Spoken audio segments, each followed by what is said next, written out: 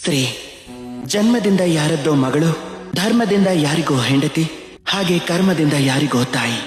ಒಬ್ಬಳು ಹೆಣ್ಣಿಗೆ ನಮ್ಮ ಮನಸ್ಸಲ್ಲಿರೋದು ಇದೇ ಚಿತ್ರ ಅಲ್ವಾ? ನಮ್ಮ ಜೀವನದಲ್ಲಿ ಹೆಣ್ಣಿನ ಒಂದು ಅಸಾಮಾನ್ಯವಾದ ಯೋಗದಾನ ಇದೆ. ಹಾಗೆ ಹೆಣ್ಣಿಲ್ಲದೆ ನಾವೇನೂ ಇಲ್ಲ.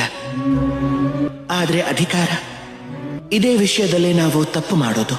ಯಾವಾಗ ಒಂದು ಹೆಣ್ಣು ಮಗಳಾಗಿರ್ತಾಳೋ, ಯಾವಾಗ ಜನ್ಮ ಪಡಿತಾಳೋ, ಆಗ ಅವಳ ಮೇಲೆ ಅಧಿಕಾರ ಇರೋದು ತನ್ನ ತಂದೆಗೆ. ಯಾವಾಗ ಅವಳು ಮದುವೆ ಆಗತ್ತೋ ಆಗ ಅವಳ ಅಸ್ತಿತ್ವದ ಮೇಲೆ ಅಧಿಕಾರ ಇರೋದು ತನ್ನ ಗಂಡನಿಗೆ.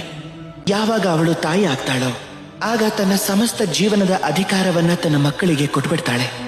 ಆದ್ರೆ ನಾವು ಯಾವಾಗ್ಲಾದ್ರೂ ಯೋಚನೆ ಮಾಡಿದೀವ, ಈ ಜೀವನ ಹೆಣ್ಣಿನದ್ದು, ಅವಳು ಎಲ್ಲರನ್ನೂ ಉದ್ಧಾರ ಮಾಡ್ತಿದ್ದಾಳೆ.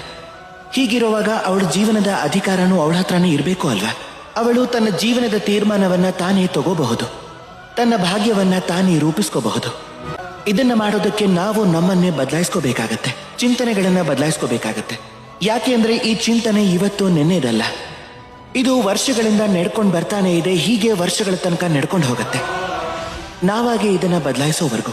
ಇದನ್ನ ಯಾವಾಗ ಬದಲಾಯಿಸಬಹುದು ಅಂದ್ರೆ ಇವತ್ತೇ ನಮ್ಮಲ್ಲಿ ಪರಿವರ್ತನೆಯನ್ನ ತಂದ್ರೆ.